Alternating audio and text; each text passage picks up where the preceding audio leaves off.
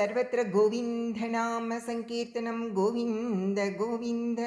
इति श्रीमद्भागवतमहापुराणं नान्गावद् स्कन्दम् अथ चतुर्विंशोऽध्यायः। मैत्रेय उवाच विजिताश्वोधिराजासीत् पृथुपुत्रः पृथुश्रवाः यवीयोऽभ्यो ददात् काष्ठा भ्रातृभ्यो भ्रातृवत्सलः हरियक्षायादिशत्प्राचीं धूम्रकेशाय दक्षिणां प्रतीचिं वृकसंज्ञाय तुर्यां द्रविणसे विभुः अन्तर्धानगतिं शक्रात् लब्ध्वान्तर्धानसंहितः अपत्यत्रयमादत्त शिखण्डिन्यां सुसम्मतं पावकः पवमानश्च शुचिर्यज्ञयः पुरा वसिष्ठशापादुत्पन्नाः पुनर्योगगतिं गताः अन्तर्धानो नभस्वत्यां हविर्दानमविन्दत य इन्द्रम् अश्वहर्तारं विद्वानपि न जग्निवान् राज्ञां वृत्तिं करादान दण्डशुल्कादिदारुणां मन्यमानो दीर्घसत्र व्याजेन विससर्जः तत्रापि हंसं पुरुषं परमात्मानमात्मदृक् यज्ञंस्तल्लोकतामाप कुशलेन समाधिना हविर्धानाद्धविर्दानी विदुरासूतषट्सुतान् बर्हिषदं घयं शुक्लं कृष्णं सत्यं जितव्रतं बर्हिषत्सु महाभागो हाविर्दानिः प्रजापतिः क्रियाकाण्डेषु निष्णातो योगेषु च कुरुध्वः यस्येदं देवयजनम् अनुयज्ञं वितन्वतः प्राचीनाघ्रैः कुशैरासीद् आस्तृतं वसुधातलं सामुद्रीं देवदेवोक्ताम् उपयेमे शतद्रुतिं यां वीक्ष्य चारु सर्वाङ्गीं किशोरीं सुष्वलङ्कृतां परिक्रमन्तीम् उद्वाहे चकमेऽग्निशुकीम् इव विबुधासुरगन्धर्व मुनिसिद्धनरोरगाः विजिता सूर्यया दिक्षु क्वणयन्त्यैव नूपुरैः प्राचीनबर्हिषः पुत्राः शतधृत्यां दशाभवन् तुल्यनामव्रताः सर्वे धर्मस्नाताः प्रचेतसः पित्रातिष्ठः प्रजासर्गे तपसे नवमाविशन् दशवर्षसहस्राणि तपसार्चं तपस्पतिं यथोक्तं पतिदृष्टेन गिरिशेन प्रसीदता तद्ध्यायन्तो जपन्तश्च पूजयन्तश्च संयताः विदुरोवाच प्रचेतसां गिरित्रेण यतासीत् पतिसङ्गमः यदुताह हरः प्रीतः तन्नो ब्रह्मन् वदार्तवत् सङ्गमः खलु विप्रर्षे शिवेनेह शरीरिणां दुर्लभो मुनयो दद्युः असङ्गाद्यमभीप्सितम् आत्मा रामोऽपि यत्स्वस्य लोककल्पस्य राधसे शक्त्या युक्तो विचरति घोरया भगवन् भवः मैत्रेयोवाच प्रचेतसः पितुर्वाक्यं शिरसाधाय साधवः दिशं प्रतीचिं प्रययुः तपस्या द्रुतचेतसः समुद्रमुपविस्तीर्णम् अपश्यन् सुमहत्सरः महन्मन इव स्वच्छं प्रसन्नसलिलाशयं नीलरक्तोपलाम्बोज कग्लारिन्दीवराकरं हंससारसचक्राह्व कारण्डवनिकूजितं मत्तभ्रमरसौस्वर्य हृष्टरोमलताङ्ग्रिपं पद्मकोशरजोदिक्षु विक्षिपत् पवनोत्सवं तत्र गान्धर्वमाकर्ण्य दिव्यमार्गमनोहरं विसिस्म्युराजपुत्रास्ते मृदङ्गपनवाद्यनो तर्ह्येव सरसस्तस्मात् निष्क्रामन्तं सहानुघम् उपगीयमानममर प्रवरं विबुधानुगैः तप्तहेमनिकायाभं शितिकण्ठं त्रिलोचनं प्रसादसुमुखं वीक्ष्य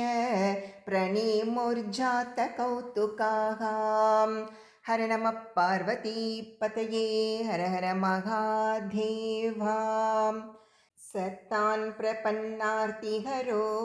भगवान् धर्मवत्सलः धर्मज्ञान् शीलसम्पन्नान् प्रीतः प्रीतान् उवाचः। श्रीरुद्र उवाच यूयं वेदिषधः पुत्रा विदितं वश्चिकीर्षितम् अनुग्रहाय भद्रं वः एवं मे दर्शनं कृतं यः परं रंहसः साक्षात् त्रिगुणात् जीवसंहितात् भगवन्तं वासुदेवं प्रपन्नः स प्रियो हि मे स्वधर्मनिष्ठः शतजन्मभिः पुमान् विरिञ्चतां येति ततः परं हि माम् अव्याकृतं भागवतोऽथ वैष्णवं पदं यताहं विबुधा कलाज्ञये अत भागवता यूयं प्रिया सत भगवान् यथा न मद्भागवतानां च प्रयोनन्योऽस्ति कर्हिचित् इदं विविक्तं चप्तव्यं पवित्रं मङ्गलं परं निःश्रेयसकरं चापि श्रूयतां तद्वदामि वः। मैत्रेय उवाच इत्यनुक्रोशहृदयो भगवानागतान् शिवः बद्धाञ्जलिन् राजपुत्रान् நாராயண பரோவச்சக. இந்த 33வது ஸ்லோகத்தில் இருந்து ருத்ரகீதம் ஸ்டார்ட் ஆகுது. ஸ்ரீ ருத்ர உவாச்ச जितं तात्मविद्धुर्य स्वस्तये स्वस्तिरस्तु मे भवताराधसाराधं सर्वस्मात्मनि मनः नमः पङ्कजनाभाय भूतसूक्ष्मेन्द्रियात्मने वासुदेवाय शान्ताय कूटस्थाय स्वरोचिषे संकर्षणाय सूक्ष्माय दुरन्तायान्तकाय च नमो विश्वप्रबोधाय प्रद्युम्नायान्तरात्मने नमो नमो अनिरुद्धाय ऋषिकेशेन्द्रियात्मने नमः परमहंसाय पूर्णाय निवृत्तात्मने स्वर्गापवर्गद्वाराय नित्यं शुचिषधे नमः नमो हिरण्यवीर्याय चातुर्होत्राय तन्तवे नम ऊर्जयिषे त्रय्याः पतये यज्ञरेतसे तृप्तिदाय च जीवानां नमः सर्वरसात्मने सर्वसत्त्वात्मदेहाय विशेषाय स्तवीयसे नमस्त्रैलोक्यपालाय सहवोजो बलाय च अर्थलिङ्गाय नभसे नमोऽन्तर्बहिरात्मने नमः पुण्याय लोकाय अमुष्मै भूरिवर्चसे प्रवृत्ताय निवृत्ताय पितृदेवाय कर्मणे नमो अधर्मविपाकाय मृत्यवे दुःखदाय च नमस्ताशिषां ईश मनवे कारणात्मने नमो धर्माय बृहते कृष्णाय कुण्ठमेधसे पुरुषाय पुराणाय साङ्ख्ययोगेश्वराय च शक्तित्रयसमेताय मीडुषेऽहं कृतात्मने चेताकूतिरूपाय नमो वाचो विभूतये दर्शनं नो दिदृक्षूणां देहि भागवतार्चितं रूपं प्रियतमं स्वानां सर्वेन्द्रियगुणाञ्जनं स्निग्धप्रावृढघनश्यामं सर्वसौन्दर्यसङ्ग्रहं चार्वायतचतुर्बाहुं सुजातरुचिराननं पद्मकोशपलाशाक्षं सुन्दरभ्रूसुनासिकं सुद्विजं सुकपोलास्यं समकर्णविभूषणं प्रीतिप्रहसितापाङ्गम् अलकैरुपशोभितं लसत्पङ्कजकिञ्चल्क दुकूलं मृष्टकुण्डलं स्फुरत्किरीटवलय हारनूपुरमेकलं शङ्खचक्रगदा पद्म मालामन्युत्तमर्धिमत् सिंहस्कन्धद्विषो बिभ्रत् सौभगग्रीवकौस्तुभं श्रियानपायिन्याक्षिप्त निकषाश्मोरसोल्लसत् पूररेचकसंविघ्न वलिवल्गुदलोधरं प्रतिसङ्क्रामयद्विश्वं नाभ्यावर्तगभीरया श्यामश्रोण्यदिरोचिष्णु दुकूलस्वर्णमेकलं समचार्वङ्घ्रिजङ्घोरो निम्नजानुसुदर्शनं पदाशरत्पद्मपलाशरोचिषा नखद्युभिर्नोऽन्तरघं विधुन्वता प्रदर्शयस्वीयमपास्तसाध्वसं पदं गुरो मार्गगुरुस्तमोजुषाम् एतद्रूपमनुध्येयम्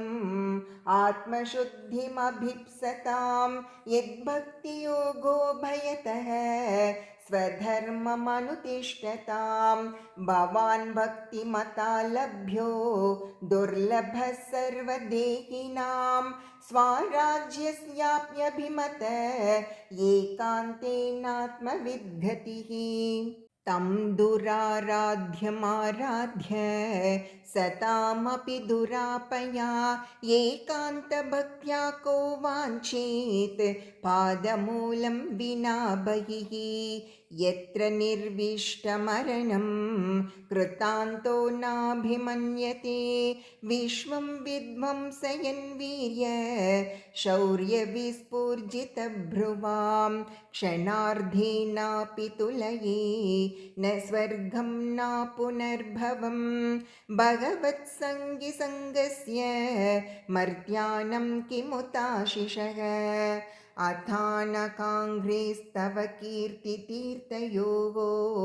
अन्तर्बहिस्नानविदूतपाप्मनां भूतेष्वनुक्रोशसु सत्त्वशीलिनां स्यात् सङ्गमोऽनुग्रहयेष नस्तव न यस्य चित्तं बहिरर्थविभ्रमं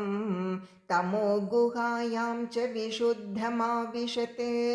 यद्भक्तियोगानुगृहीतमञ्जसा मुनिर्विचष्टे ननु तत्र ते गतिम् यत्रेदं व्यज्यते विश्वं विश्वस्मिन्नवभाति यत् तत्त्वं ब्रह्म परं ज्योतिः आकाशम् इव विस्तृतं यो माययेदं पुरुरूपया सृजत् बिभर्ति भूयः क्षपयत्यविक्रियः यद्वेदबुद्धिः सदिवात्मतुस्तया तमात्मतन्त्रं भगवन् प्रतीमहि क्रियाकलापैरिदम् एव योगिनः श्रद्धान्विताः साधु यजन्ति सिद्धये भूतेन्द्रियान्तःकरणोपलक्षितं वेदे च तन्त्रे च तयेव कोविदाः त्वमेकात्यः पुरुषः सुप्तशक्तिः तया रजःसत्त्वतमो विबिध्यते महानगं कं मरुदग्निवार्धरागा सुरर्षयो भूतगणा इदं यतः सृष्टं स्वशक्त्येधमनुप्रविष्टः चतुर्विधं पुरमात्मांशकेन अतो विदुस्तं पुरुषं सन्तमन्तः भुङ्क्ते हृषीकैर्मधुसारगं यः स एष लोकानतिचण्डवेगो विकर्षसि त्वं खलु कालयानः भूतानि भूतैरनुमेय तत्त्वो घनावलिर्वायुरिवाविषह्यः प्रमत्तमुच्चैरिति कृत्य चिन्तया प्रवृद्धलोभं विषयेषु लालसं त्वमप्रमत्तः सहसा विपद्यसे क्षुल्लेलिहानो अहिरिवाकुमन्तकः कस्त्वत्पदाब्जं विजहाति पण्डितो यस्तेव मानव्ययमानकेतनः विशङ्कयास्मत्कुरुरर्चति स्म यद् विनोपपत्तिं मनवश्चतुर्दश अतत्त्वमसि नो ब्रह्मन् परमात्मन् विपश्चितां विश्वं रुद्रभयद्वत्स्तम् अकुतश्चिद्भयागतिः इदं जपत भद्रं वो विशुद्धा नृपनन्दनाः स्वधर्ममनुतिष्ठन्तो भगवद्यर्पिताशयाः तमेवात्मानमात्मस्थं सर्वभूतेष्वस्थितं पूजयध्वं गृह्णन्तश्च ध्यायन्तश्चासकृद्धरिं योगाधीशमुपासाद्य धारयन्तो मुनिव्रताः समाहितधियः सर्व